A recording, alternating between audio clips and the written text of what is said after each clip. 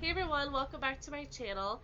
Today I'm going to be sharing how to make a stencil using the Oramask 813 material, and I am making a sign to decorate for Valentine's Day, and I'm going to be adding paper flowers to the top of the mason jar using my Cricut machine, so I'll be posting a video on that soon. I'm going to start off by doing a coat of white paint over a wood panel that I found at Walmart for around $5, and it is size 10 by 10. I'm using Waverly chalk paint. I bought this at Walmart and it was a little over $1. I shake up my paint and dab a sponge brush into it, and then I start painting the panel. I would love to hear if you guys have a stencil technique that you use. There's so many different ways to stencil with paint, and I would love to hear how you prefer to do yours.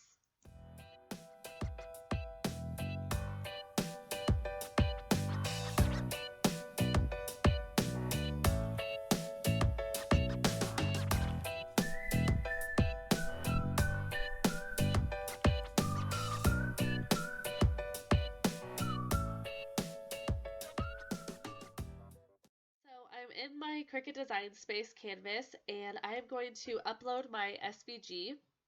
And I'm using this mason jar here, and I downloaded this off of Etsy. It was $1, and I am going to click on Insert Images. Okay, so now I'm just going to make this bigger. And then I'm also going to be writing love and put that inside of the mason jar. And this is a Valentine's Day craft. I just want to make something for decoration in my house. So I'm going to click text. And then the text that I'm going to be using, I'm trying to think how you say it. It is a script font and it's called Luradilla.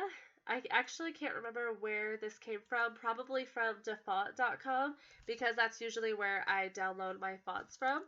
And I'm going to type in love. And then I'm going to slide this over and I'm going to make it bigger. And then I want to weld these together. Whenever you have a script font, they're going to be spaced out. So you want to put the letters together and then weld it. And what I used to do was ungroup and just move it. And someone had commented on one of my videos and said she likes to do the letter space and she moves it closer and then it makes it easier to line it up. So she starts off with the letter space. I'm going to try this. And then you can ungroup it and then you can kind of move it around a little bit how you like it. But it just makes it kind of easier to make sure it's all lined up. And I might actually move it a little bit though. I'm gonna move it down.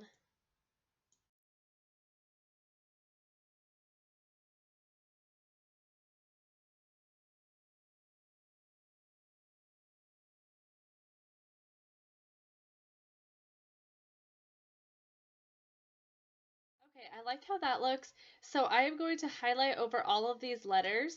You can see that they're each one layer right now because I ungrouped it. And this time I'm going to weld it together and I'm going to make it all one image. And then I am just going to, this is going to be in my mason jar. Now when I was looking at this design, I didn't like this little piece here because it didn't really work with my love image. So I'm actually going to move this up a little bit and make it smaller. So I'm going to show you how I do that. I am going to use the contour button to do that. So first what I'm going to do is duplicate this. And I love using the contour button if I want to change my image somehow. And it also is, I think of it as kind of like an eraser. So the first thing I'm going to do is I am going to erase everything but this little line here. So I'm going to select this and I'm going to click on contour. And then I'm going to click on everything except for that piece. And this is the piece right there, so I'm just going to skip past it.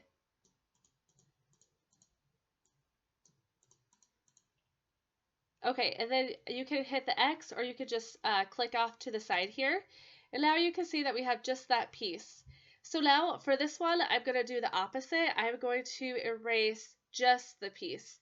So I have it selected. I'm going to click on contour and I'm going to find that little dash there and just select that and I'll click to the side.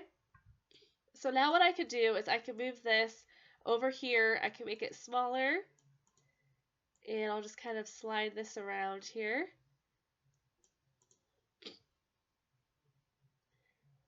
And I think that actually looks pretty good like that. So now what I'm going to do is I want to select both of these. You can see that it's 2 layers over on the layers side here. So it's 2 layers, and I want to weld this also and just make it one image. So I am going to click on weld. And then you can see that these are both welded together. They're both one image. So now I'm going to move my love, and I'm just going to position it inside of the jar. And I think that looks pretty cute. Let's see, I might make the love a little bit bigger.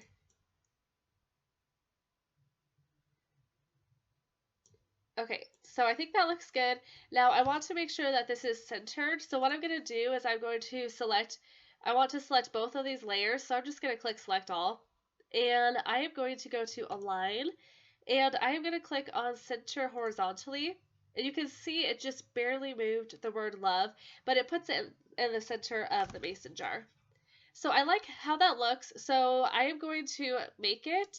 But before I do that, I want to attach both of these because if you click on make it, then this love won't be centered inside of the mason jar. It'll probably move it up to the side.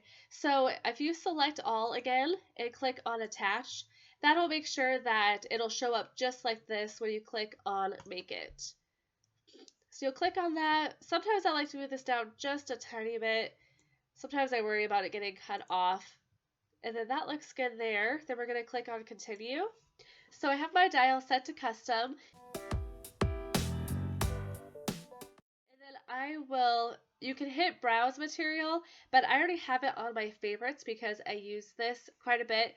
But I can show you how to search for it. So if you click on browse all material, you'll just go to search menu and you'll type in vinyl stencil. And then if you hit enter on your keyboard, oh, maybe it's stencil. Stencil. I'm just going to select stencil. So stencil vinyl is what I use.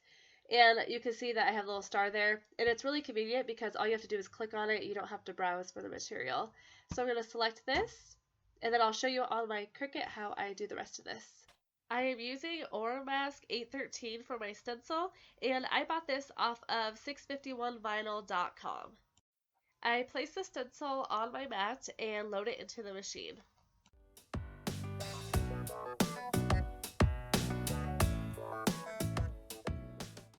While my machine was cutting out the stencil, I did one more coat of white paint on the panel.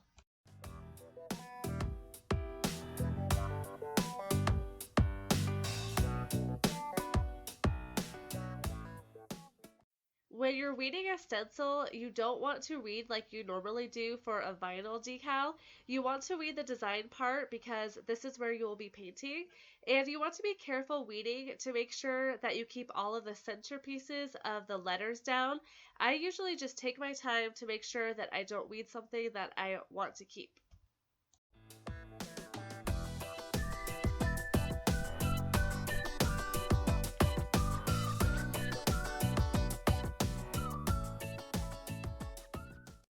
And I almost forgot to weed out the piece that I had modified in Design Space.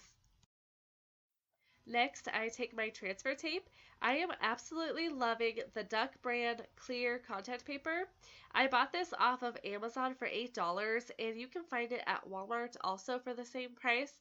This picks up the vinyl very easily, and I just absolutely love it. I'll link this down below if you are searching for a good transfer material. I place my transfer tape on top of the stencil and just varnish it down.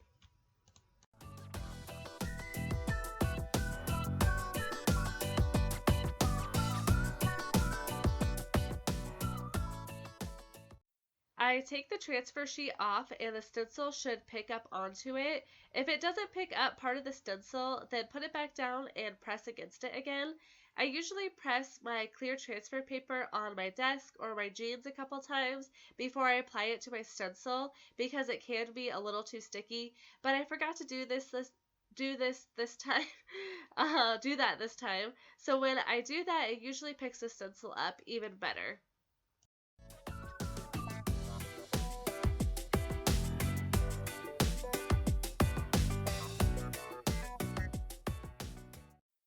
Then I position my stencil onto the board. I like to use my measuring tape to make sure it's in the center, and I just lightly set it down so I can pick it back up if I need to reposition the stencil, and then I just completely stick it down onto the board.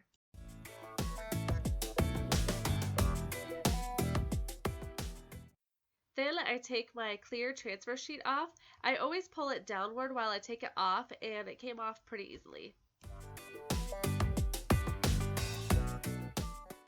When you're doing a stencil, you want to make sure that you press down on each part that is going to be painted. You want to make sure there is no air bubbles or gaps in the stencil, so this way you can prevent bleeding of the paint. You can apply Mod Podge before you paint onto your stencil, but just make sure that the Mod Podge is all the way dry before you apply the paint. And I have had luck without Mod Podge, so I have been doing it without it. I'm using Ballet Slipper chalk paint from Walmart for my stencil color. I also like to use these foam brushes for my stencil. I always recommend to dab the paint onto your stencil with these instead of using brush strokes. I like to use the backing of my stencil material for my paint, so I just pour a little bit of paint onto that. You want to make sure that you dab off some of the paint so it's not super wet when you start doing your stencil, and this will just help prevent the paint from bleeding through. And then I just start dabbing the paint onto my stencil. You want to make sure you don't get any of the pink outside of the stencil. You can add painter's tape if you would like to help prevent that from happening. You can also use vinyl or contact paper for stencils. If you want to see a tutorial on how I use either one of those materials, let me know in the comments and I would be happy to do that.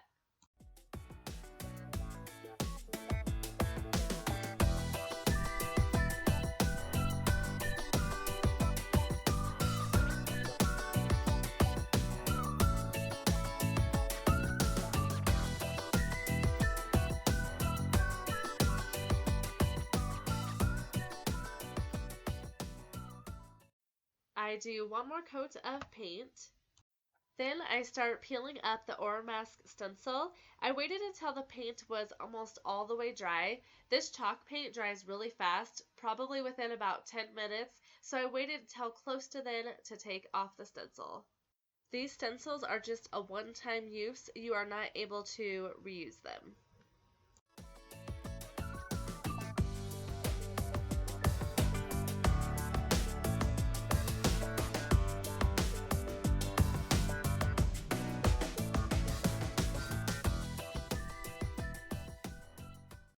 I take my weeding tool to go in and take out the rest of the stencil.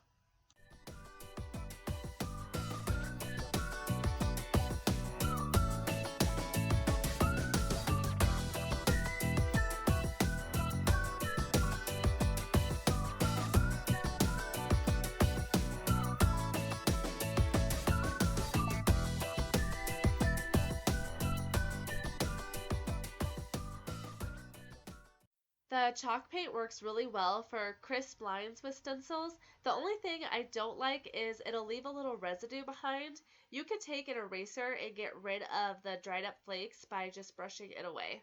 Here's the final look. Give me a thumbs up to let me know if this was helpful. Also, let me know if you have any video requests for me, and subscribe to my channel if you are new, and I will see you in my next video.